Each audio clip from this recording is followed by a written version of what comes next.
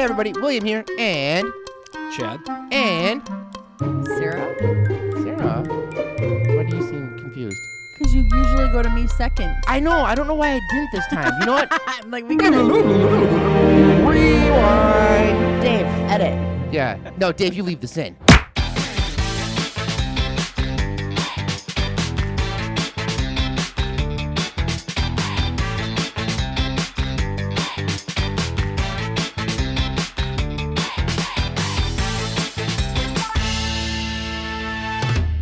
Hey everybody, William here, and today we're talking with Chad. There's knives, places burned down, maybe some stalkering stuff, and like tea. I know, it'll all fit together. I don't know why, okay? You know what? I'm hot and flustered right now. It's all about me right now. It's all about me. It has been I just want everybody, since like 6 this morning. I just want everybody to know that. America. All right. Today, we have this guy right there. His name's Chad. Say hi, Chad. Hi, Chad. All right. Well done. Way to follow directions. This is like Simon says. I can see this is going to go very, very well. I'm going to warn everybody, Chad is a talker. And there's a lot of stuff that he could talk about for hours and hours and hours. It's one of the reasons he's so fantastic at his job. So let's go ahead and get that out of the way real quick. What do you do and what relevance is that? Like, just tell me what you do. I run a platform called Twin Cities Real Producers, which we came up with to help top-performing agents elevate their business. And the way we accomplish that is we utilize a lot of power of proximity. We become the average of the people we surround ourselves with, so we kind of build a culture of like-minded, like-performing people that they can surround themselves with. Share off each other's energy, share off each other's wisdom. There's a lot more market awareness. There's less sales posturing. It's just it's a different way of working in the world of real estate. And it's effective. It helps people elevate their business. See, I told you, he's a talker. You've done the disc profile, right? Yeah. Yeah, you're an I. I mean, through and through. I mean... Are you, though? Honestly, I don't even remember. Yeah, 100%. I'd be like, Chad, tell me about that plastic bottle there. And then 3 hours later, I'm invited to your wedding. I mean, like, that's kind of what you do. Awesome. Well, thank you for sharing that. Wow. And what? It's true. He's a talker. That's why he's really good at this. I thought he might have been an S. Yeah, maybe. I'm curious. You'll have to get back to us on what you are. Yeah. I mean, I've been called an S before. As in like a shithead? Kind of. Yeah. we keep it PG-13-ish on this bad boy. Unless you really need to go explicit. Then you can drop an F-bomb. It's fine. Yeah, I mean. I'd prefer not. Prefer not. Cool. All right. Go ahead, babe. Well, I'm super excited to have Chad on the show. We met Chad a little over 3 years ago. Just Yeah. at an event. Event. I don't even know which one, but we went to one. And I do believe it was rooftop at 7. 7. Yeah. Was that our first? Was it 7? Yeah. Yep. Was that our first event? Yeah. Fisher was up there, and he wanted us to come hang out with him because he's my homie. That was a fun event. It was a fun event. But note to self, don't do rooftop events in July. Oh, Lord. Yeah, that was when it's extremely windy out. Yeah. Because your signage isn't gonna. Yeah. Isn't gonna Just hang in out. general, it was. Really She hot. gone. It was a great event, though. It was really fun, but that's how we met you. I didn't realize that's the first time I met you. But I think so in person. That was the first time we met. Got it. Yeah, I'm I pretty think sure it was. Riveting. Okay. On this podcast, I have had gluten. I have had an energy drink, so I'm going to be burpy and blah, blah, blah, but whatever. It is what it is. So here's the deal. We want to learn about you. Sure. We don't want to hear about anything real estate, really. We don't want to hear about... We don't want to talk about work here. We want to find out where you were born, where you grew up, about your parents, about your siblings, what schools you went to. Like Your school mascot. Yeah, the mascot. I got a thing I do with the mascot. And that's what we want to know about you. So take us back to the year 1980-ish. 1980-ish? Yeah, when were you born? 1976. Okay, see, 1980-ish. There you go. So I was born in Edina, but that's about as much time as I spent growing up in Edina. Okay. Just at the hospital there. Fairview Southdale floor 2. Yeah. I don't know what floor it was, but It was floor 2. It was Very floor nice. 2. Oh, all right. I was born there too. Sarah wanted to be a nurse. And I was born there too. Yeah. And I volunteered at that hospital. Okay, this is not about you. I was a candy striper. We know. So I grew up in Savage, back when Savage was corn and soybeans mostly. Okay. And it was kind of a farm kid upbringing. So I did things like pick rock and corn detassel. Oh yeah, yeah, picking boulders out of fields. Yeah, That's horrible. good stuff. Good stuff. But I Riveting. Riveting. I Riveting. Let's talk about rocks. yeah. No, it was. There's a market for that. Somebody would tune in just to talk about rocks. Interestingly enough, when I'm interviewing, You got to stay closer to the microphone. When I'm interviewing and hiring people, and I find out the farm kid aspect is part of their background, it always grabs my attention. Yeah. Yep. Tough individuals. Typically. We'll generalize that way. Yeah. Well, Strong work ethic. Yeah. when I was doing landscaping, a lot of the crew was Marshall farm boys. Yeah. And they'd be like, "Hey, I want to bring my friend." I'm like, "Where do you know him from?" Marshall. Yes. Yes. I want to bring my friend. Where do you know him from? Marshall. Edina. Edina. No. No. Marshall. Yes. Edina. Meh. Moving on. Okay. So we grew up in Savage. Any siblings? I have 4 older half sisters. You So do? You're the young one, and 4 sisters. The only boy? So 2 are from my dad's previous marriage, 2 are from my mom's previous marriage. After the divorces took place, they got married and they had me. So technically, I'm an only child, but I'm not. Yeah. Okay. So how did that work? Like, Yeah, like rotation wise with the siblings. Were they all on the same rotation, or did they like filter in and out? Was there different- one of you, then 5 of you, one of you, then 5 of you, or? It was a little bit of that. Yeah. 2 of my sisters grew up in Rhode Island and Connecticut. And, Okay. And they had accents. And From they Maine, would, from they Boston? Would, they would come live with us every other summer. Yeah. And that was our relationship. And then the other 2 sisters were there all the time. And then when we became teenagers, I remember one of my sisters from Connecticut moved in with us and went to high school out here. And it was just it's kind of a turnstile a little bit. Okay, well, we just skipped ahead a little bit. We skipped ahead. Okay, but that's super interesting. So tell us about your folks. How did they meet? Like, what did they do? My parents met at a place called Controlled Data, which was in Bloomington at the old Lincoln High School.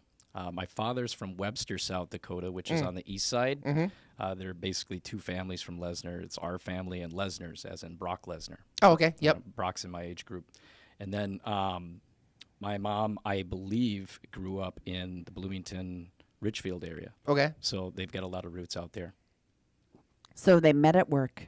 They met at work. The good old timeless tale of meeting around the water cooler. I believe statistically that's how a lot of people meet their significant others. Back then, I bet it was. Now it's the internet and Tinder and swiping. Yeah. No, you're right. Grindr, whatever those things are.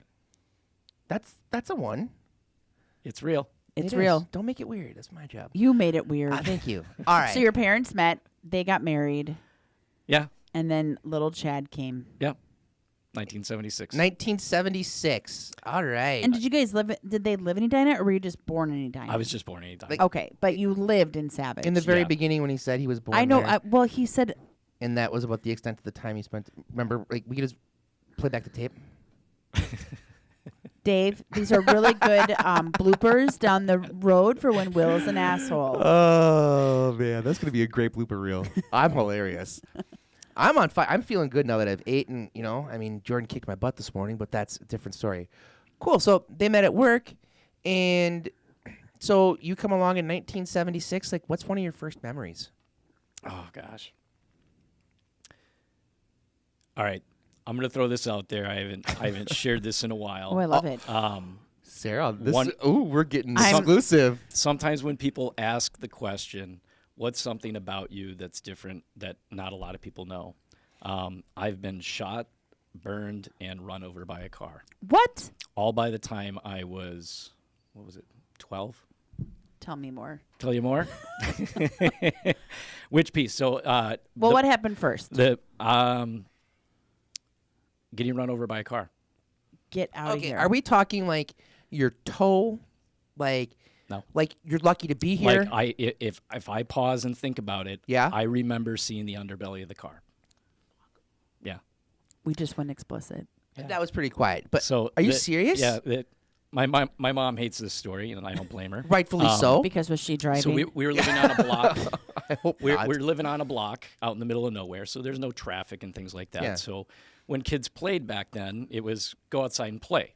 That's it. There's no rules. We had a whistle to come home for dinner. Well, my parents would just yell. Yeah. Right. Yell our name, and we'd kind of hear it most of the time. So apparently, the story is I was playing in the middle of the road. I was sitting down. I don't know what I was doing, playing with trucks or something like that. And how old were you? I was young. I was probably 5 Okay. or 6 Wow. maybe a little younger. Again, I would ask my mom for this one. And there was a neighbor girl down the street that was just driving down the street and didn't see me.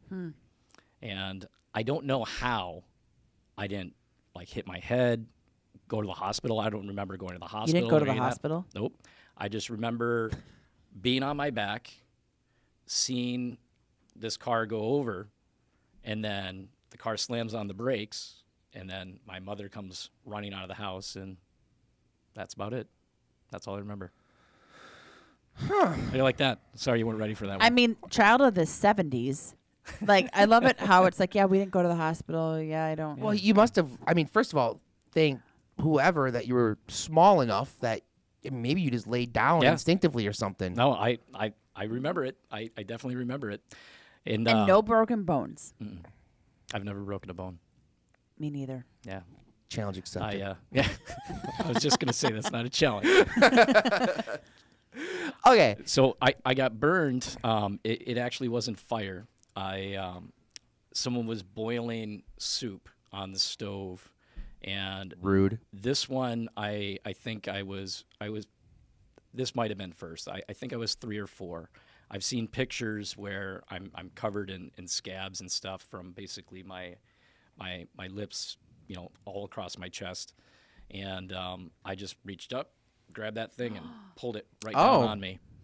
Okay. That one I did go to the hospital. I would assume for a while. Yeah. Actually. Yeah, Yeah. there was some scabbing and some bandages and things like that. Fortunately, I don't have any scarring.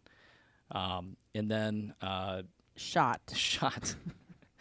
It wasn't by a shotgun. It wasn't 30-06 or anything like that. But I got a gun for Christmas when I was 8. It's just The red. What are those things called? Like the BB gun, the Red Ryder BB gun. the Red Ryder. No, it was a Daisy. It was a Daisy. Daisy And, Red Ryder. But that's not the one that shot No, me. those are 2 different brands. Daisy is one and Red Rider's one. Oh, they're not the same. No, moving on. It's all good. It's all good. So hunting was just a regular part of. Make sure you what- stay what close to kids the do. microphone. In other words, There you go. parents wouldn't come home and say, "Oh, look at you kids! You all have guns. You're up to no good." It was, "What'd you get?" Yeah. That's what it was. I had it. One of my first gun. I think it was 7 or 8 when I got it, and it was a bolt action 22, just a single shot, one at a time. It was that and 100 shells and go. I love that. Yeah. Yeah. So I just grew up where guns and hunting it wasn't an awkward topic at all. So one day I was hunting with some friends, and I decided I wanted to go home. And I started packing up my stuff, and I said, "All right, I'm leaving." And instead of just saying goodbye, one of my friends said, "No, you're not. Stay here. We're not done. Stay here." And I said, "No, I'm going." And I started walking over to my bike because I biked over there course. with my gun, Yep. as we all do. Yeah. And then I I started riding my bike, and I heard it fire. And I felt a tap on my arm right here. And I looked down, and there's just blood draining out of my wrist. And I I went home, and I went to the bathroom, and I was looking at it, and I found the hole, and I was feeling my arm, and I could feel the shot.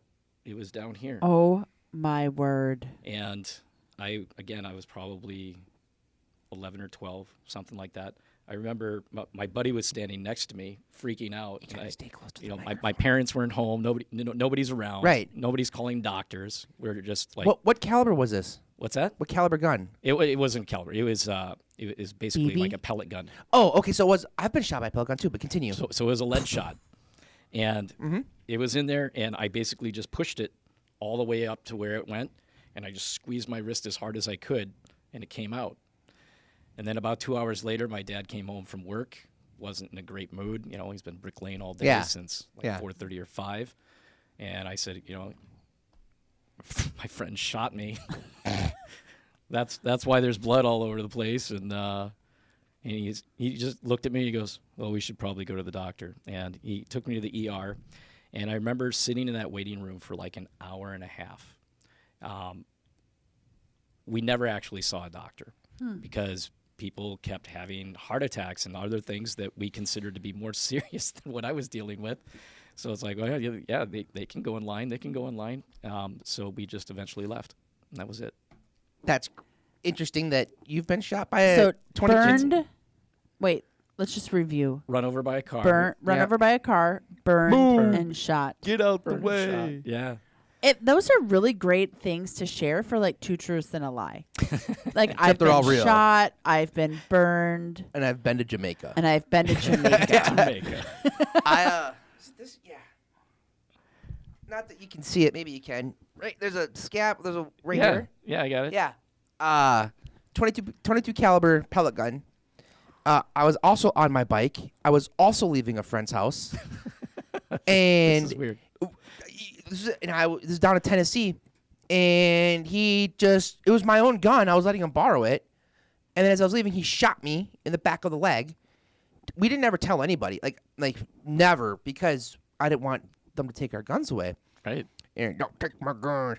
And I had to fish it out with the pliers, or excuse me, tweezers, and I could stick a pencil in my leg about that far, and I did it as like a party trick, like at school and stuff. Sarah, what are you doing? I've heard your story. You're, I just we're on camera and you're texting. He's taking notes. I'm taking notes. If you want to not be a president, let me put it on him. But literally, like, you're like, oh, this is a boring. I've heard this. I'm like, I've before." heard this Yeah. story. Will, what were you saying? I got shot.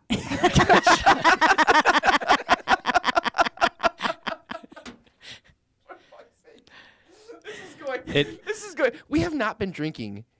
Like, I wish. Water? Water. Lots of water. This is not vodka. This is Vodka. some type of an electrolyte water.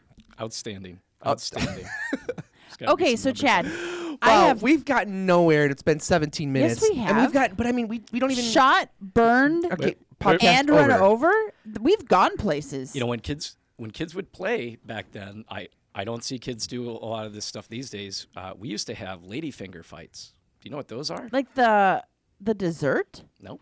I'm gonna have Fireworks. to glue this. Fireworks. Really? So Oh yeah, like ladyfingers are just like small firecrackers, yeah, blackjacks. but they're real. And we would sit there with a lighter and ladyfingers and just light them and throw them at each other. bottle rockets. We used to take the sticks off bottle rockets and light them and throw them at each other. Yeah. But okay, can we just talk about this? Back in the 70s and 80s, when we all grew up, because we're 80s babies. What were we called? We were called turnkey kids, or I don't know. Turnkey You're kids. taking my story for a second. well, no, there was a name for us. Like they didn't call us lamplight kids. It was Let something. me know when I can finish. I'm working on it. There was a name for us where we were free roaming. We're just free roamers. That's all we were. I like that one. Yeah, That's- we That's were. better than lamp. Literally, I mean, as long as you were eating dinner at somebody's house. Well, I said lamplight because when the lamplight came on, Right. you had the street light came on. You had to go home. Please proceed, babe. I've got the camera right on you now. Are you sure? Back to Jen. But like, I wonder though, like if those firecrackers back then were the same intensity that they are now. They were bigger. Yeah. They had more grains for sure. There was less regulation. Significantly. That's my assumption. Well, there went my theory. Disregard. Did you guys ever they hurt. Did you guys ever play war with your BB guns? Like actually, they have like a 3 pump minute maximum. So again, you guys want real stories. No, we wouldn't. Neither did I. Because we were worried about shooting people's eyes out. However, We wore our alternative was go to McDonald's, grab McDonald's straws, go to your parents' sewing kit and grab a sewing needle, take thread and go through it a bunch of times and create a dart. And those McDonald's straws are wider than most straws. Yes, they are. So we would sit in each other's basements with a bunch of darts with needles and straws and fire them at each other. And if we hit somebody and they went down, we would laugh. That's all it would be. I can't believe no one lost an eye. Are you doing stuff still like friends that. with these people today? No. Oh, I wouldn't be either. I'd be like, I'm never talking to them fools again. We're like, gonna die. hey, I'm out. You're waiting for me to say, like, oh, yeah, you know, Yeah. that girl that ran over, yeah, we hang out all the Yeah. time. Yeah, That's, nope. That's my pastor. No, Yeah, it's- yeah. That's, I mean, you do have a lot of pastors in your life. I do. So there we go. We're not there yet. Oh my gosh. Okay, so did you graduate from Savage, or where did you graduate from? Hold on. Where did you go to elementary school? So I was going to public school until third grade. Third grade, my parents woke me up and they said, "You're going to school with Andy down the street today." And I thought it was like a bring a friend to my school Yes. thing. I didn't realize what was happening. So I said, "Okay, well, when's the bus show up?" And they said, "There's no bus. You're going to get in his family's car and they're going to drive you to Prior Lake."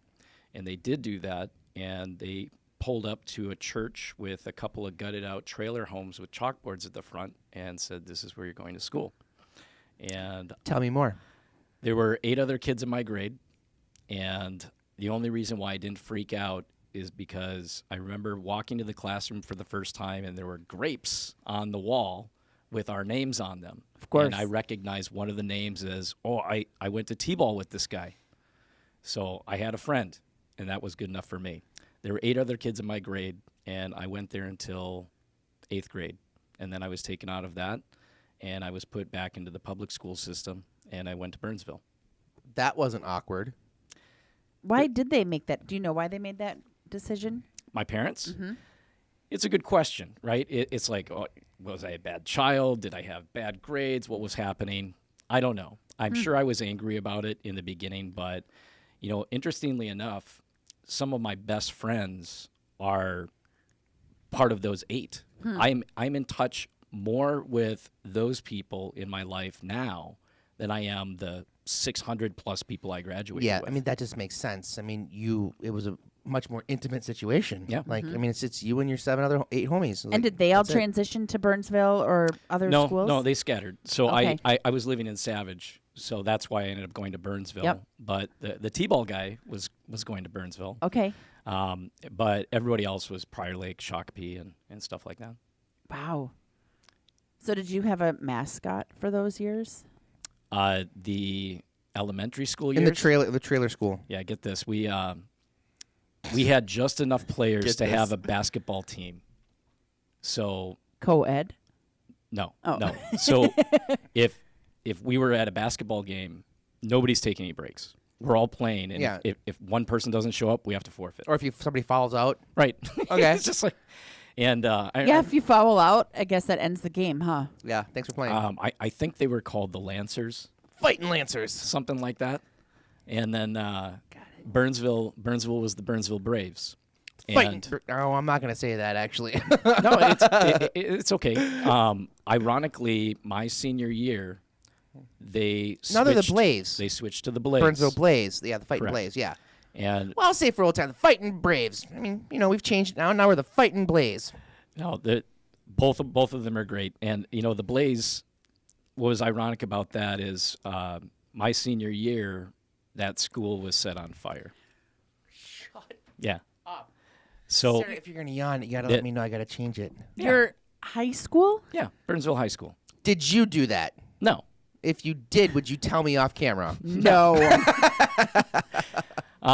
It was interesting because shit. they were going back and forth about the mascot change, and everything's fine. And then they switched to the Blaze, and then it was before prom. I remember. So that would have been like early 90s then. It would have been 1994. Yeah. And then it's just one day. Our phone was ringing at our house back when houses had a phone. We all know this. And then it was With a phone cord, or were they wireless? No, at that no, point? there's cords. Yeah. There's definitely cords. And a buddy of mine called me, and I said, "Dude, you're calling my house at 6:30 in the morning. What's going on?" And he goes, "Hey, turn on the TV. Turn on the TV." And I turned on the TV, and there's news, and there's our school, and flames, and smoke, and stuff like that. Oh, my gosh. And my response was, "Well, it doesn't look like we have school today. I'm going back to bed." And that was it. And how ironic that the mascot was the Blaze. Yeah. I believe there were 3 schools that were victims of arson at that particular time. But yeah, you can't ignore the irony of that one. Yeah. So did they ever find out who set the school on fire? I don't know. I really don't. I should Google that real quick. This is Yeah. live updates. 1994. Coming to Burnsville you High School. live from a Good Life Group Media Co. There's definitely some new stuff. So then, okay, I have more questions. Yeah. At this point, did you then go to college, or what was your plan?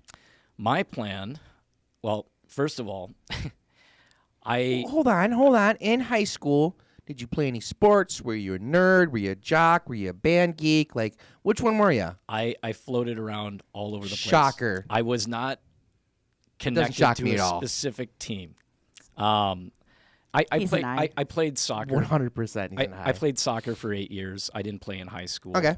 I played other sports like baseball and stuff like that.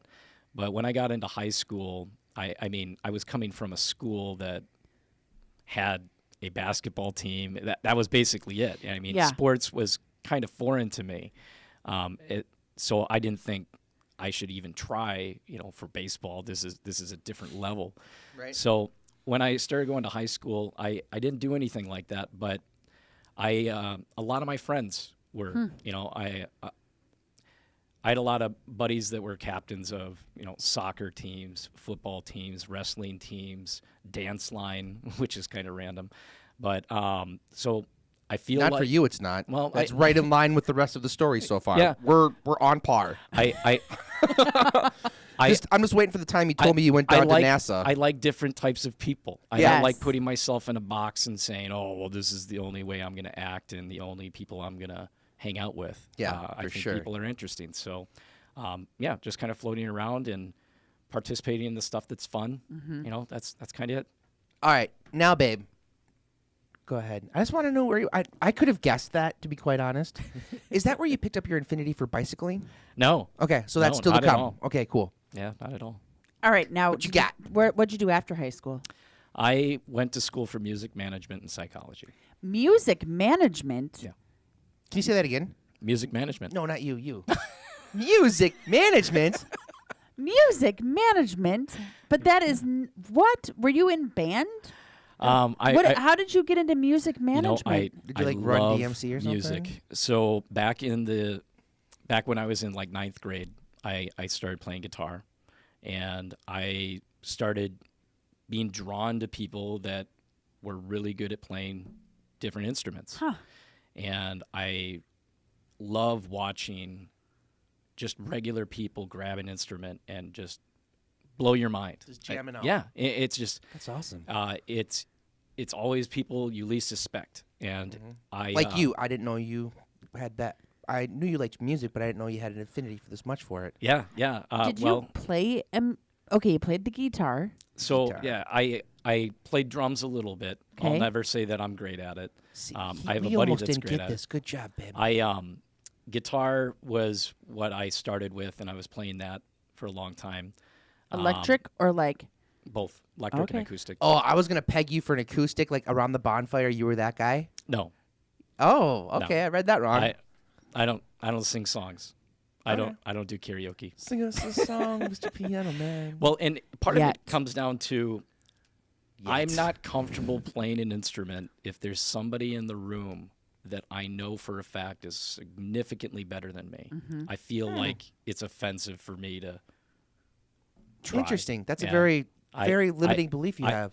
Thank you. You're welcome. I'm there for you. I wish we Yeah. had a guitar. Yeah. But I should have props in here like that. Yeah, I Like, don't oh, know you why can play you the don't. guitar. Here you go. yeah, no, I play guitar. I mean, we should have the flute I for play when bass. Lizzo comes. Yes. With my sisters, I mean, we had a piano in the house, and rarely was a time somebody wasn't jamming on that Yeah. piano. And they were all singers, so it was, yeah. Oh, double I down. can't sing, but Double I down. love to sing. So does Sarah. Which part? You can't sing, but you love to sing, and you don't know the words to anything. Yeah, it just doesn't. So yeah, I started going to school for music. And, Okay, wait, and, but where? Mankato.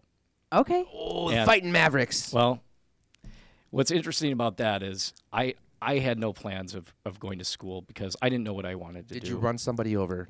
No. Okay, good. Just let me make sure. Honestly, what happened was I was in a relationship with somebody at the time, and I said, "What are you doing after high school?" Going to Mankato? She said, "Well, I'm going here."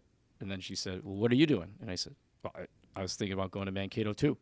Were you? No. Okay. I did not see that school until I was unpacking my Geo Metro when I showed up. Tell me more about the Geo Metro. What color was it? Light blue. Really? Just like that. Did you have a system in it? No. Okay. Did you have a CD player? No, it was given to me by one of my sisters. She was with the Air Force, and she went to Germany. And she's like, "Well, I can't bring this car. Here you go." And I didn't think she was going to take it back, but eventually she did, which was kind of weird. Wait, what? What? Yeah. So she gave you a car while she was in Germany, said, "I'm back." Well, she came back, a few years later. And she's like, "Thanks "Hey, where's for-" that car I So gave you?" did you end up graduating That's from so Mankato? random. No, did that match No. up to like a breakup? No. Okay. Well, yeah, that relationship didn't work out. But when I went to Mankato, I remember I was there maybe a couple of weeks, and I got a tuition bill, and I showed it to my parents. I was like, "Hey, I got this invoice here, it's thousands of dollars. I don't know what do I do? What's the rule? What's the protocol with this, you guys?" And very gently, I remember my mom saying, she goes, "Huh, that's a lot of money. You should pay that, or they're going to kick you out." And that's when I realized I need to figure this out. I need to figure out how to make some money, or they're going to kick me out. So I, right out of high school, I took a job selling Cutco cutlery. Oh, yes. And I wasn't good at it. My first couple of months I sold about $4,000, which is not that great even back then.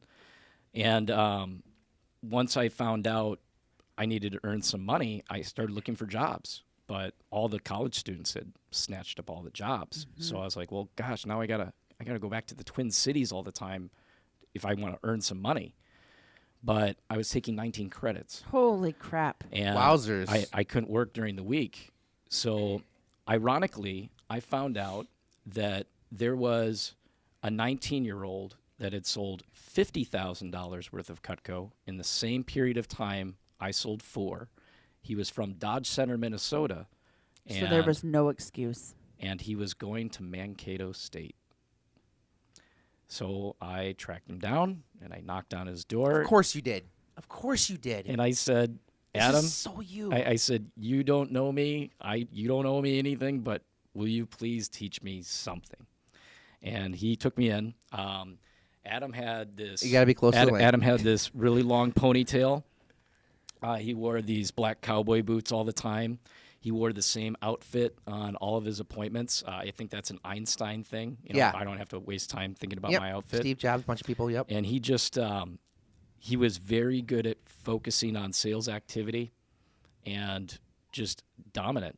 So he taught me a lot of things. And one of the things that he taught me was the art of dropping down, which sounds kind of weird. But I said, "Hey, man, when I make a sale, I sell like $80 worth of stuff. When you make a sale, it's always like $450 worth of stuff. Why? Why you?" And because, Dodge Center isn't this wealthy metropolis. What's going on?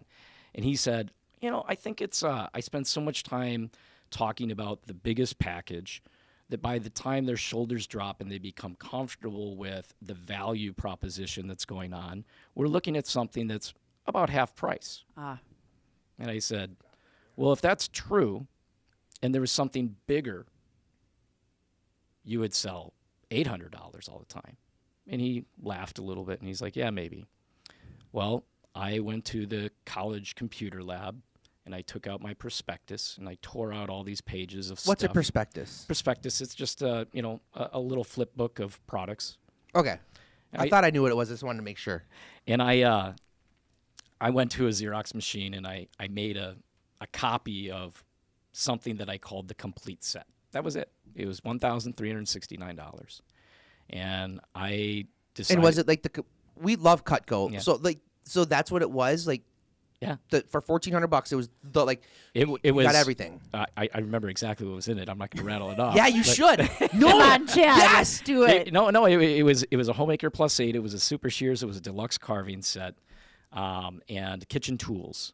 That was, and the deluxe carving set was the miscellaneous $400 item that's in there. And I just said, if it's part of a package, people aren't going to needle stuff out. So I went back to the cities and I started doing appointments. Honestly, really just kind of praying for a sale. It's like, hey man, I don't want to quit school because of this. And on my 4th appointment, I sold $700 for the first time. And then on like my 12th appointment, I was like, yeah, this one's $1,369. And they're like, yeah, that sounds good. Let's do that.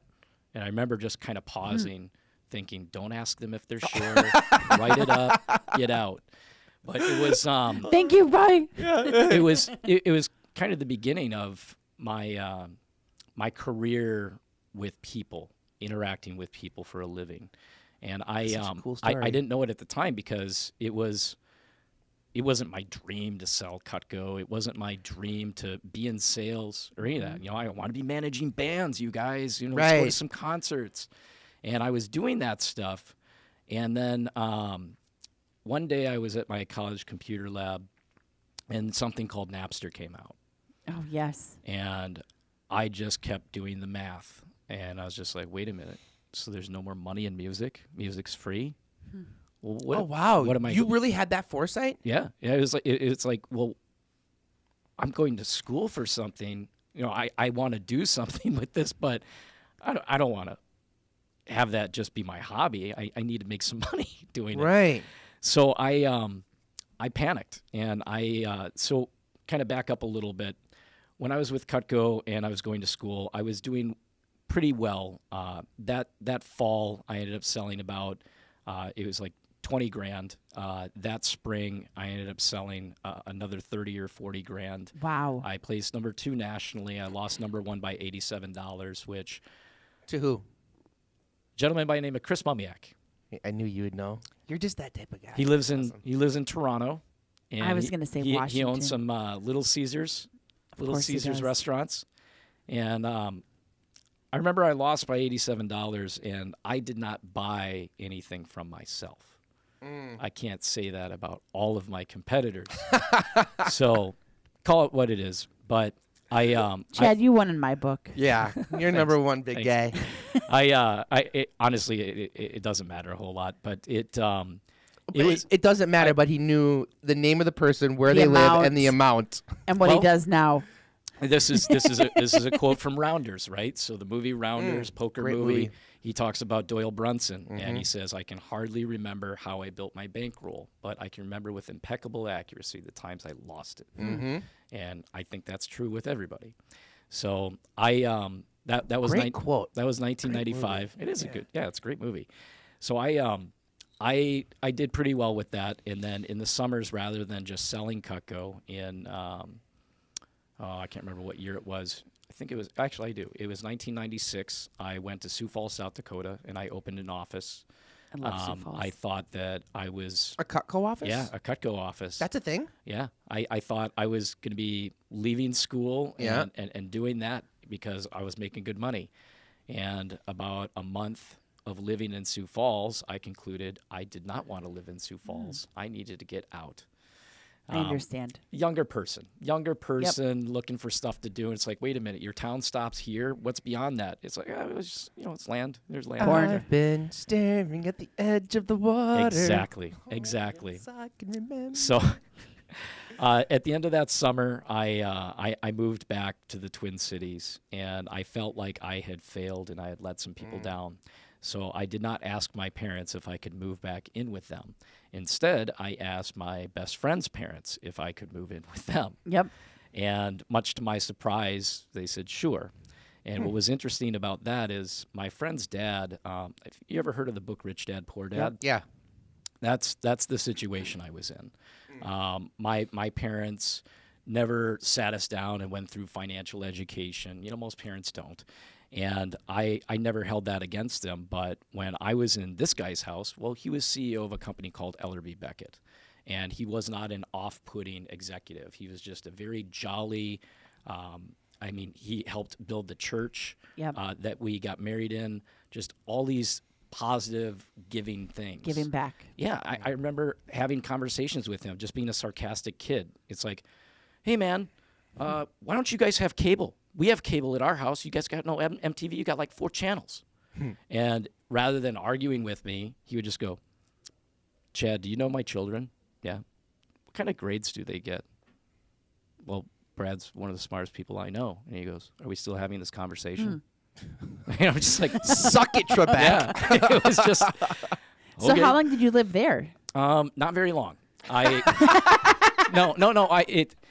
It was kind of weird because I was living there. I had chosen to not go back to school because I didn't think the music thing was going to work out, and I needed to figure out what I was going to do next.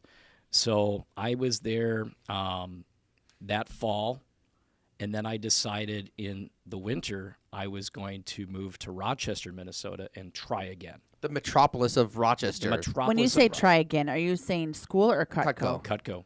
Okay. I opened another office, but it didn't go the way Sioux Falls went. We placed nationally, and we started collecting some hardware. Wait, and hold things on. like that. I want to know more. Sure. I'm really intrigued by this Cutco thing because that's a hustle, man.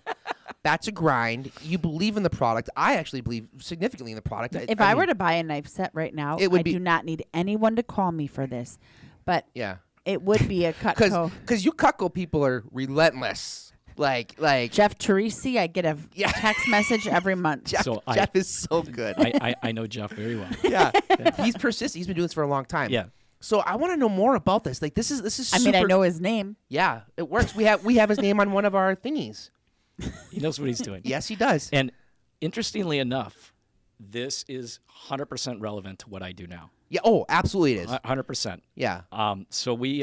So you get a brick and mortar. Yeah. Okay. Where was it? By the Apache Mall or? Oh, sounds like you've been. I've yes. I've got Will family on spent there. some time in Rochester. It was called the 1500 building. It was a block off of Broadway. Yep. Okay. It was right downtown. behind a place called Grandma's Kitchen. Yes. Which was kind of a secondary office of mine. Yeah. Okay. So I was there, and I was recruiting people, and I was, keep in mind, I was in my early 20s. So I was just excited that somebody was paying me a decent amount of money to do anything. And I thought, I don't need school. I can just do this. Everything's going to be fine. And I was there about 5 years. And then. No. You ranked nationally. What does that mean? Well, that means our office did well. I didn't know there was Cutco offices. Yeah. There's one in Edina, right over by. It's a completely different structure these days because of people being able to work remotely and things like that. But at the time, there were about 350 offices around the nation. Really? Yeah. Can I give you a fun example of something that happened to me with Cutco? Sure. So. Yeah, I want to hear this. Someone was back when I was younger. I want to say I was like maybe elementary or middle school. I wasn't old. And the neighbor came by and did a demo for my mom. Maybe it was like the neighbor's nephew. It was like some relation like that, right? In the cutting demonstration. Yes. Oh no. No. Don't tell me. They missed and got their thumb to the bone. Like Cutco knives are very sharp. Did your mother buy? No. Come on, Nance. I think he got credit for he had to do so many appointments or whatever. So I think he got credit for that, but then he did have to go to the hospital because it was like bone exposed. I would have bought. I'm like, damn, that's sharp. You sold me. There's a scar right here. Looks like a V. Yeah. I was running an interview at one point, and I had the scissors, and one of the things we do is we cut the penny. Cut the penny, yeah. So I went to cut the penny, and for whatever reason, I went halfway through, and I just thought, well, just squeeze the blades, and you'll just finish it off. You put But when I did that, my palm got in between the blades, and there it went. So did you have a flap of skin? Well, I knew what happened the second I did it, and I looked up, and there's people in an interview, and it wasn't just one person. It was probably like a dozen people. They do group interviews. Yeah. And I saw the blood. I reached my pocket and I grabbed a napkin and I put it in my hand and I made a fist. And I looked at my assistant and I said, "Hey, can you do me a favor? Can you go grab a rag for me?" And I just went back to the interview. And it was, everybody's spilled a little blood. Yeah. Doing that. It must be like part of like the rite of passage. We might not Maybe. get past your Cutco experiences No, here in it's this fine. interview. I love this. I love this. So, for 5 years, you're running the store, brick Do you and have mortar. Cutco knives at your house? What's that? Do you have Cutco at your house? Oh, yeah. So, people could come in and buy. So, was it like a retail location? No, they didn't So- do that. Okay, so it was just where the recruits, where the homies hung out. It was in home. Yeah. Yep. So it was like your base of operations. So I would run sales meetings. Okay. We would teach people things, motivation, Okay. all of it. And it wasn't just a couple of people. That summer, I recruited, I believe, about 170 people. Wow. And then, not to fast forward the story, but I met my wife, ironically, in 1996 in Sioux Falls, South Dakota. She applied for a job. And, there was no interest or anything like that. She worked for me those 2 or 3 months I was there. And then, remember, I went back to the cities, and I decided I'm going back to Rochester. Well, when I was going to Rochester, I called her, and I said, "I need assistance. I remember you. You were nice. You want to go to Rochester for the summer?" All right, you're recruiting and you were recruiting. Well, no, there was no interest. No. And that's loud and clear. I believe And you. She was dating a guy, and she was not the same person. And then fast forward to 1998.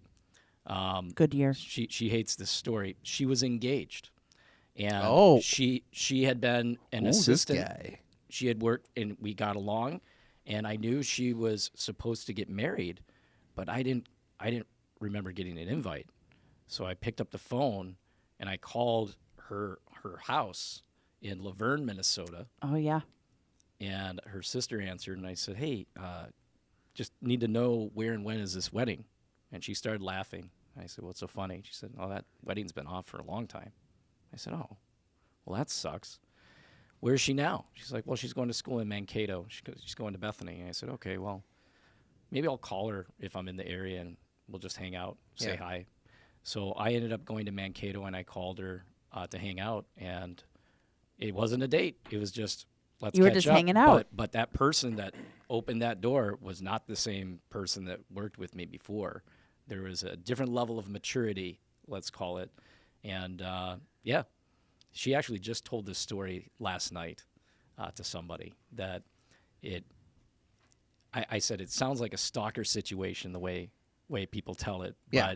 But we really got along. And she worked overnights at a restaurant, serving coffee to a bunch of Truck drivers drunk or- kids.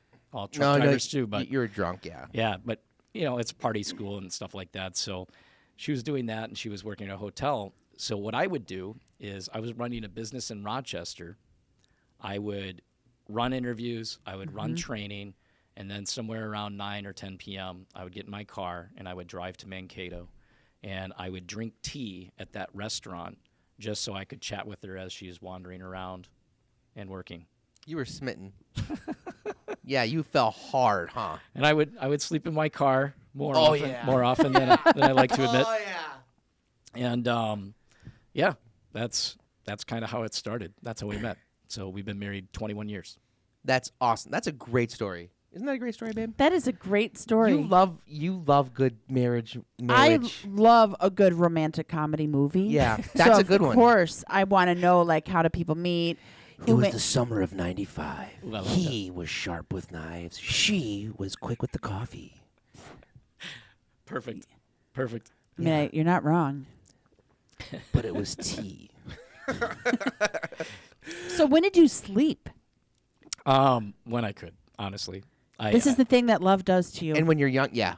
Oh, Young yeah. love, like Yeah. those like young love Yeah. moments, you Yep. like don't, you can go Well, on most no of the sleep. Most of the people I was working with were college students. Yeah. So a lot of my work was evenings and weekends. Yeah. So I would finish work. I would go hang out with her, and then I would go back to Mankato, and I'd crash for as long as I could. Yeah. And then I'd wake up and go to the office. I mean, now at age 42, I need a full 8 hours. Oh yeah. Oh Like- yeah.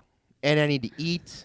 Like we had to postpone We have this enough- for about 40 minutes because this was not happening until lunch happened. I'm like, we have like Otherwise- certain pillows we need. I would have been like, you woke up, you're here now, podcast over, get the hell out. I Where gotta like eat. that young relationship, it's like, oh. Oh, I have to stack my pillows up Yeah, too, it's very and then high one this way, and I maintenance. sleep sitting up. Like, yeah. It's very high maintenance. Yeah. Okay, so you guys got married in Marriage. 98. I got married in 2001. And you met in 2000. You met in 98. You got married in 2001. We met in 96. You're not Okay. listening at all. 96 started in dating. Sufu. I got excited about 98. It's all right. We started dating in 98. In 98 That's is what when it the wedding was broke off, and that's when he started stalking her at the coffee shop. That was stalking. 100%. Yep. Yeah. Yeah. Because it's not stalkerish. It is a stalker story. Okay. And I'm very proud of you. Good job. How long did you have to stalk her before you Like, did guys she started know? dating? I don't know the answer to that. Oh, interesting. Did she, she- ever ignore you? Like, trying to walk by, like, this No. guy's here again? Like, No. Oh, so she was into She- you too then. She kissed me. She was into you too then. Okay. She made Okay. she made the first move. we usually need to Ah. do that. Yeah. Okay, that's enough. We're taking the camera's back on Chad. Dave, She- edit. She No still, more camera for you. she still tells me to this day that she's like, "Oh, you know what that girl's trying to say to you, right?" And I'm like, "I got nothing. It was just right over my head." Oh, I used to think I was this Casanova. God, I have no game. None. It's a good thing I'm charming and Is the just camera on me? Amazingly good looking. I don't know why you said, yeah, let's go up. That was awkward. But yeah, no, like, yeah, we are. I mean, there are some guys who have, I guess, maybe they're good at that, but They're like very like suave. yeah. Like they've got that charisma. Yeah. They've got that game. It's almost like you're talking about somebody that's not me. It is not you. That hurts I mean, honestly, I kind of blame my sisters. 4 older sisters. I thought guys suck. You know, that's just the way it is. Yeah, they're all jerk So faces. it's like, why am I going to try? They don't like us. Yeah. No, but everything worked out. And then we, after we got engaged when I was still in Rochester. I was living in a duplex. Hold on. How did you ask? What's that? How did you ask her? Did she ask you? Yeah. No. I proposed on Christmas, which was You never part of the did? plan. Yeah, it was never part of the plan. A lot of our friends were starting to get engaged, and so I went and bought a ring, and I was all excited, and I was putting together plans, and then all of a sudden, one of our friends is like, "Guess what? We're engaged," and I was like, "Well, dude, I'm not gonna propose now. We're not. This isn't a group. Yeah, Let's it's- all get engaged." yeah. thing.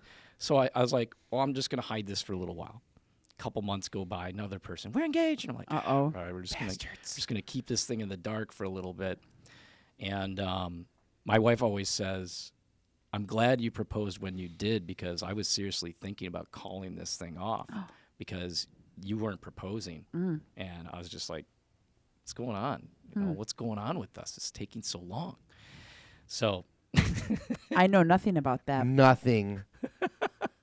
so I brought the ring with me on Christmas. I was at my parents' up in North Branch at the time, and I just woke up and I looked at her and I just fell out of the bed, ironically on my knee. And when I pulled out the ring, she had no idea what it was. And she's just kind of looking at me like, Are is you there okay? Is there something you need me to fix? What is that? You know, she's got bad eyes. So it's just, Oh, that's one of the reasons, Chad. but it all worked out, and we were engaged, and then we got married in 2001, and yeah, it's been a So wild was it? ride. So it was a pretty short engagement. I think so. No, that doesn't seem very short. No, They didn't get engaged in '98. I think we got engaged, and we got married within about a year. Yeah, they got engaged in the year 2000. One. And They got married in 2001. Right? Yeah. You see, I'm listening. Are you even? I Are am- you even at the same place I am right now? Get on my level. Look at me now. So yeah, that's that. And now, what does your wife Chad, do? I am going to glue this mic to your chin. You got to stay Oh. close. Yeah. It's a little weird. I can taste it. Yeah. I like, I did burp on that one earlier. awesome. gross, Will. I change these things out. I haven't watched it out. That's just gross. Rude. What was your question? What does your wife do? My wife stays home. Okay. Yeah, stays home with our kids. Yeah. So she went to school originally for biology and chemistry, and ironically, I thought she was going to be a pediatrician. She was going to Gustavus at one point, and then she was going She's to Bethany smart. over in. She's very smart. Yeah. Very, very smart. And when we moved up to the Twin Cities, so we got engaged, we got married. I was still down in Rochester. Okay. And I was still renting half of a duplex, and I had a roommate. So I remember my roommate, he was like, so you guys getting married? You're going to live here? What's going on? What's going on? Yeah. So that kind of lit the fuse. We're like, hey, man, we're out. We're going to go back to the cities. And that's what we did. And I forget where I was going with that. But when we got married, I didn't think there was a particular career she was going to chase. So she took some jobs at a couple places. At one point, she was working at Visitation, all-girls Viz. school. Yep, she's working at Viz. You knew what that was? Mendota Heights. Yep. Okay, moving on. Yeah. Will, my first career. Hi, nice to meet you. Hi. My first career was a teacher. Huh? Yeah. Word. Yeah. So she was working at Viz, and Cruising the Viz. I was running an Egan office for Cutco. I had moved that business up. So you closed down the Rochester one, or did you sell it? Just close it down? Yep.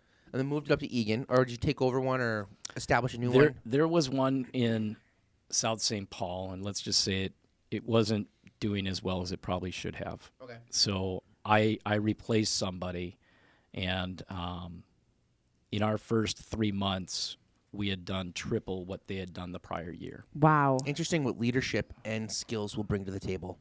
I don't know. It was weird, but right off of That was a compliment. Thank you. You're Yankee welcome. Doodle Road and 35E. Yankee Doodle. Yankee Doodle. Yep. And Andy.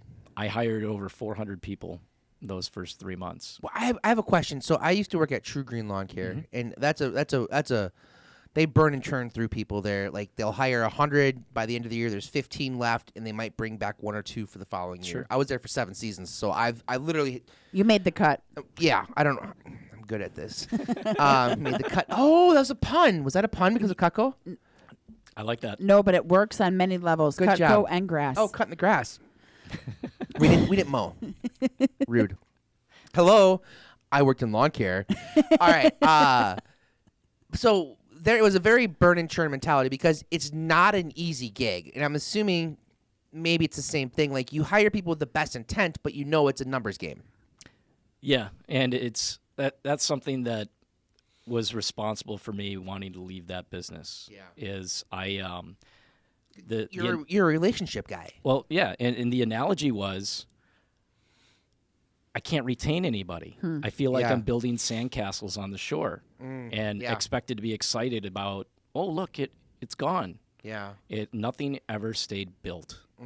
And that eats away at you after a while, and especially when you start thinking about having a family and buying homes and things like that, you just want more stability. Yeah. So that's one day so she stopped working at Viz and actually got her real estate license. And we bought a place in Newport. Early 2000s. Yeah, something like that. Yeah. We bought a place in Newport. It was a farmhouse. It was on a double lot. And we just thought, let's start flipping houses and doing that. So we bought that place. And I remember I was taking you'll appreciate this because of the way you get in there with some of these houses. Oh yeah. I went in there, and there was a heavy smoker that Yeah. lived there before. And I rather than repainting the doors, these wooden doors, I just took them off the hinges, went out in the yard, put it in the fire pit. I had 4 fire pits. Yeah. And I don't know what the laws or rules were. I just knew. Back then in Newport, at Office 61, there was also farm country. There was nothing there back then. Yeah. So I was doing that, and I was standing out there watching a fire, and I just called my superior and I said, yeah, I think I'm done. Really? And the next week, I went and started taking real estate classes. And then Wow. That's how I got my real estate license. So, okay. Wow, a lot just happened there. let's just break this down. Yeah. This is going to have to, because we're not going to get too much more into this because otherwise we could talk for 3 hours Sure. to get to where you are. There's going to have to be another part 2. We're getting into a lot of part 2s, and that's okay. I just kind of want to recap where we are right now. Sure. Cutco. No. Oh, We went to a trailer church school. You burned down a high school. I didn't burn no. Whatever. I mean, that's what you're saying now. don't spread these lies, Will. You went to Sioux Falls. You hated it. You went to college and realized you made a big mistake when Napster came out. Then you decided to stalk a woman. She left her husband because of you. Fiance. That is not what happened. I'm just saying this is what I'm thinking. This is what I remember. Yeah, sure. This is what I remember. You run a pretty successful business down in Rochester. This woman agrees to marry you. You moved to Egan. Even though she's obviously very smart. You go to Newport.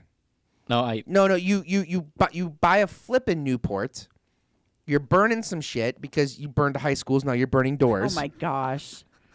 And at that moment, a lot of that was kidding, but there's a lot that happened there. And at that moment, you're just like, I need something different. Yeah. Everybody hits that moment. And that was yours. Yeah. That's pretty cool. We were renting the top of a house in Richfield, and we picked it because it was kind of down the road from my office. Mm-hmm. And my wife at the time, she was kind of an assistant. She wasn't interested in sales or anything like that, but she was answering phones for applicants and she's doing all the stuff that needed to happen that made us look good. And I never have given her enough credit for what she did. I mean, there's no way we would have been able to do any of that without her doing all of that stuff from that house in Richfield. Yeah. You know how it is when you're working alone. It's tough to keep motivation up. Oh my there. gosh, I would fail miserably Yeah. if I was in this career alone. But she crushed it. So would you.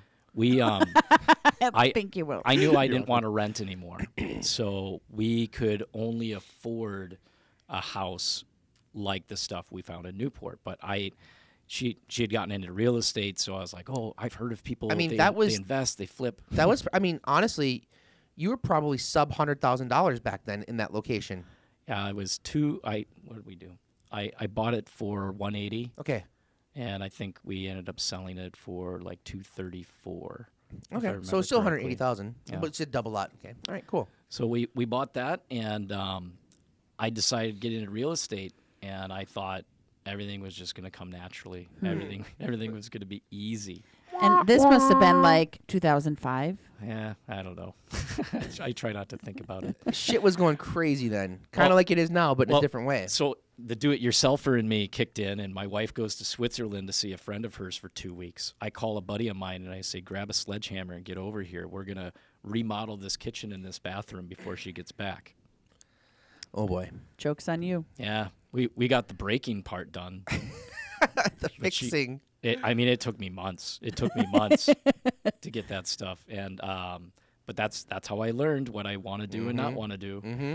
So we were doing that, and this is around the time that I started working with Ryan O'Neill, Minnesota real estate team, and The nicest guy in real estate. absolutely 100%. And Ryan wasn't working alone. He had a couple of music buddies that were with him, and I knew Ryan from Cutco. Ryan was Really? Is that how you guys met? Yeah. Ryan was a Cutco sales rep. I knew this, but I didn't know too much about it. But get this. Ryan was a Cutco sales rep with a friend of mine named Adam. Adam is the same person that I tracked down at Mankato State that I wanted to learn from. Get the hell out. Adam was running an office in St. Paul, and he ended up recruiting Ryan at one point. We have to get Ryan on now to hear about his And side. Adam. Yeah, Adam that'd be a fun guy to interview. I bet he's got some hippie long hair stories. He still has that hair. I bet he does. Yeah. No, I mean not on his head. Like he cut it off and he still got the ponytail somewhere. That's not where I thought that was going. No, he still got the hair. No, not on his head. No. I went somewhere I got else. 14 teeth and 9 are in my pocket. What the But hell? is his hair framed? I don't know. We can text him. We can ask him. Oh my gosh. We're gonna have to talk to Adam And Ryan, of course. So for those who are listening and are watching and they don't know who Ryan O'Neill is, he's a big deal, not just locally but nationally, and he runs a fantastic, huge business. And legitimately, it's freaking annoying that he is literally the nicest guy in real estate. One day, we were in Vegas a couple years ago. Is he ever in a bad mood? Oh, I You don't know, know. I've said to a couple people, I've given him reasons to legitimately be upset with me and say bad things to me, but never one syllable. And that's remarkable control. His people love him. Yeah. Love him. Yeah. And if you want to cross-analyze it, that is one of the reasons why he's successful. Mm-hmm. Most of the people I've met that are successful at that level, they lead with gratitude, Mm-hmm. and people are drawn to them, and that's it. You know, and it's never going to change. Yeah. And so back then, it was just him and a couple of music buddies that were kind of working part-time, and the market started changing. And he started pitching investment property. And one thing led to another. You know, my wife and I, we're like, oh, we're going to start buying properties and flipping properties now. And I got sloppy. We bought a place in Egan. It was a 3-bedroom, 3-bath townhome. It was bank-owned. I was looking at the numbers. I was like, if we buy this and sell it tomorrow, we're going to make $50,000. We just do this. And we bought it, and it was only a few years old. There was just light damage that I had to fix. And I was showing it to a renter. And neighbor walks over, and he's like, what are you doing? I'll show this to this guy. He's going to rent it. And he goes, no, you're not. Didn't you read the association documents? We don't allow that. It was an attached townhome, 6 units total. The entire association was 6 units. Half of them were on the board. So I went home and I was like, honey, what do you think about moving to Egan? What do you think about, Yep. let's get rid of this Newport nonsense. Yeah. Let's go to Egan. Isn't that a better idea? And you did. And we had to, so we did. And we rented out the Newport place for a while, and the market really started to tank. That property went underwater almost immediately. And one day we said, you know, we should probably start having kids. So we had all 3 of our children in that place, and when the 3rd was born, we had to get out. We had to get out. There's nowhere to put anybody. I was like, you know, I'm not raising my children in my bedroom. We're not doing that. We already had 2 of them sharing a room downstairs. Yeah. So we decided to start thinking about buying a house. And I was honestly very nervous about it because my finances, when we were doing that, it was not good at all. I might have to pause this here. What? No. No, because that was the first half of your life. Yeah. This is a really good stopping point because this is 2008. Shit hit the fan. Yep. You're underwater, and you're like, you know what? Let's bring kids into this. Honestly, I was looking at my mortgage payment thinking, this isn't very much. You know, that's the time to do it, right? Versus, I gotta pay all this money for all this house. I just figured it was an efficient idea. This is where we're gonna stop the story. This is where part 2. But I do have to say about Ryan O'Neill one time. Yes. We were in Vegas, and this was just last year, I do believe it was. And I walked up to him and I go, hey, Ryan, he's like, how you doing, William, with that big smile on his face, and stood up and gave me a handshake. And I go, just so you know, I set a goal to beat you. And he goes, if I can ever help you, just let me know. And he was dead serious. Mm-hmm. That I was just like, you son of a bitch. Like, yeah. I And he meant it. He meant every word of it. I hear a positive story about Ryan O'Neal every week. Yeah.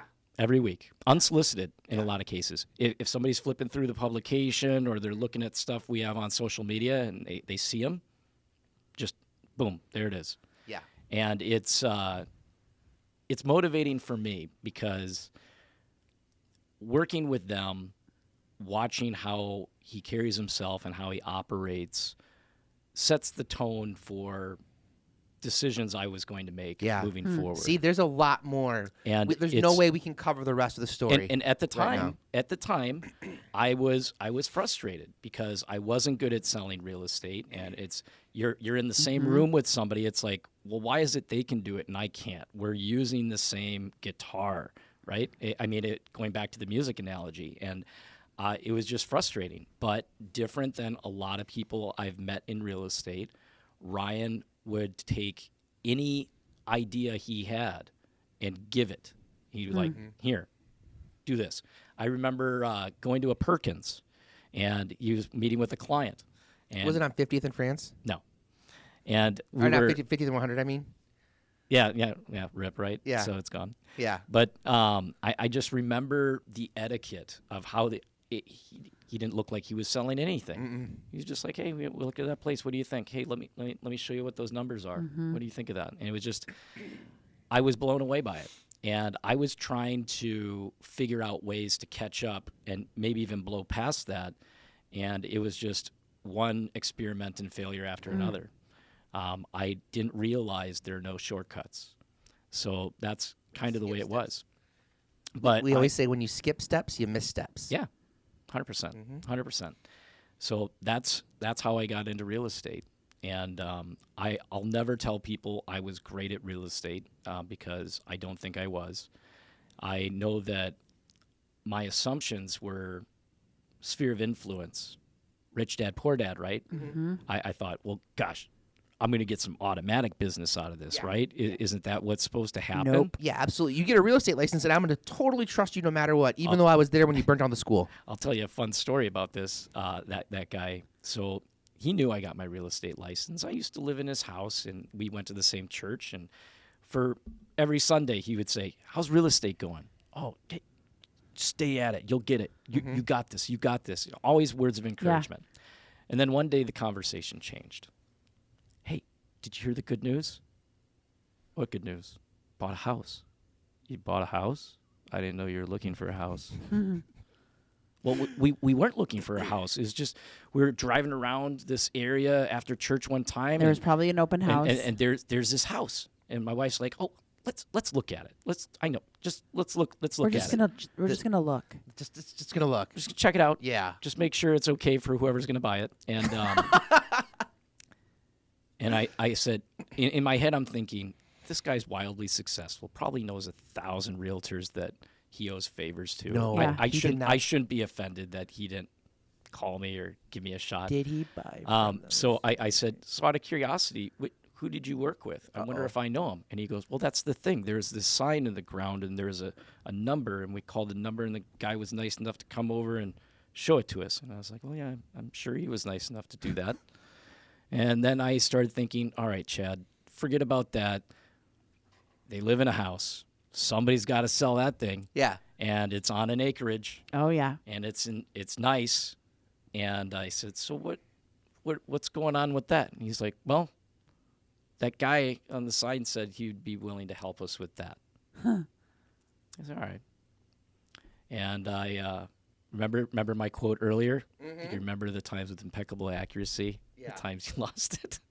I considered that a loss, even though it was never mine to begin with. Never yours to lose, but you lost it. But I felt it. Yeah. You know, when someone purchases a property for over $800,000 and then they sell a property in the millions, you notice.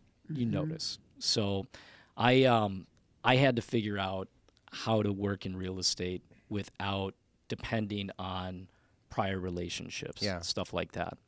And it didn't help that the market started imploding. Everything was becoming bank-owned. So relationships were all very vulnerable. Funky. And then Kind of like what's happening right now.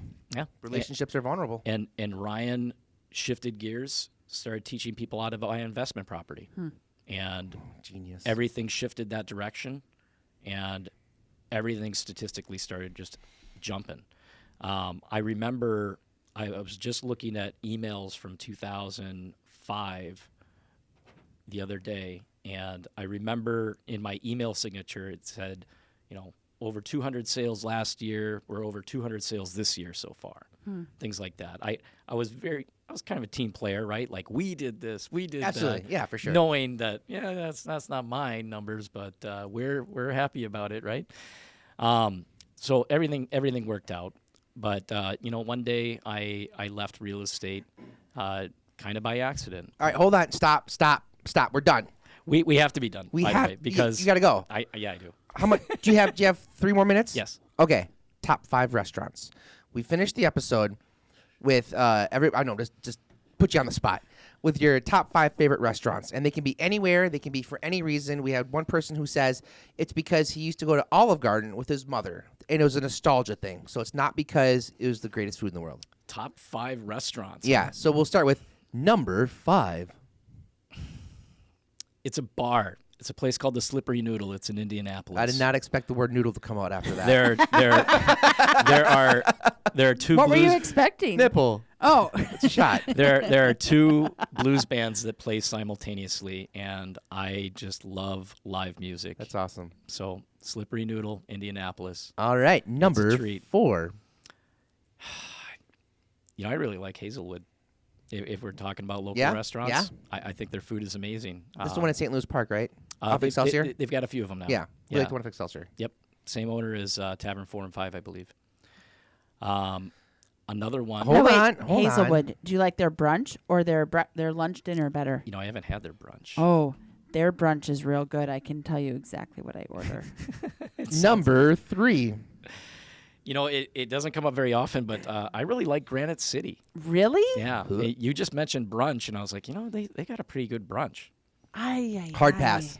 Hard pass. Hard pass. They're not going to be a spot for anytime soon. Honestly, my favorite restaurants are places that are usually not duplicated.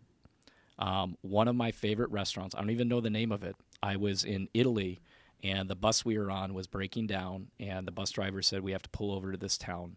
We have to figure this out. And the town was half built. A bunch of the walls were literally half built. And I was like, what's going on? And he goes, there was a plague or something that came through this town a long, long time ago. They left all the structures like this to remember Let's these people. eat here. Yeah. Well, we Yeah. weren't going anywhere. Right. So I said, we're hungry. And person pointed down an alley at a door. There's no signage. He's like, go there. I knock on the And door. I bet it was delicious. It was amazing. It was amazing. I had this boar stew. I don't know where else you could order stuff like that. And I remember the way I ordered is it was a mother and her daughter. That was it. And like 3 tables. It might have been their house for all I know. But Probably was, yeah. they sat us down and they handed us a menu, and I couldn't read most of it anyway, and I just said, surprise me. Just we're hungry. You know this place better Boar than we do. stew. Number 2. Mr. Steak. Okay. Mr. Steak, I'm assuming Bloomington. you didn't go there for a salad. No. Carnivore. That one is nostalgic. You Okay. know, Very my, cool. my grandmother would just automatically take us there all the time. That was their spot. That was her jam. That was the spot. It was like Ponderosa. You remember Okay. Ponderosa? Yeah. I'm picking up what you're putting down. That's awesome. I'm trying to remember the name of the place. It's not Bonfire. There's a place down in Rosemount. I'm sorry, Farmington that we go every once in a while. Actually, you know what? There's a place called Volstead. That's exactly what I was Volstead's, thinking. yep. So they have more than one restaurant, and they've got a great story. They started selling their barbecue out of a gas station, and then they ended up acquiring the place next door, which was an old liquor store. Yeah. And they had just this little makeshift bar, and then they threw a curtain up, and they said, "Well, let's build a speakeasy back here," and it's legit. I love that place. Yeah. Yeah. Is that your number 1 then? No. Oh, number 1. But that is number 5. Number 3. Maybe it is. Maybe it is. Whatever. That's Maybe it 5 is number places one. that were badass, right? There's a place in Linden Hills that I really like that I went to with Aaron Spiteri a couple of times. I think it's called Tosca. and it's incredible. Is that on 43rd? It's the Italian place. Yes. Yep. Wow, nice work. Sarah knows her Linden Hills. I love food. I love Linden I Hills. love restaurants. I love foods from different cultures specifically. I seek it out. Anytime I meet somebody that's from another country, I ask them, is there a restaurant locally that is an accurate representation of what you have Oh, I love that. back home? And it's a lot of fun. I like spicy food. Nothing really shocks me. I'll try pretty much anything. I'd love to get you back on because there's so much more to who you are that people probably don't know. And I've learned a ton. This has been great. It's the been Cutco awesome. has been amazing. It's been so much fun. I love it. We never know what stories are going to come up, but the stories Yeah. that do come up are the right ones. Yeah. I like stories. Yes. We did not Of know course. that. No. I told you guys in the beginning he's a talker. I got to keep him on point here. Just because I know where I want to go with this. Well, I thought I did. And then we went down the Cutco lane because that was awesome. Absolutely. So, awesome, Chad. Well, we'll have you on for part 2. Super duper appreciate it. And as always, we out. Deuces. Awesome. Thank you.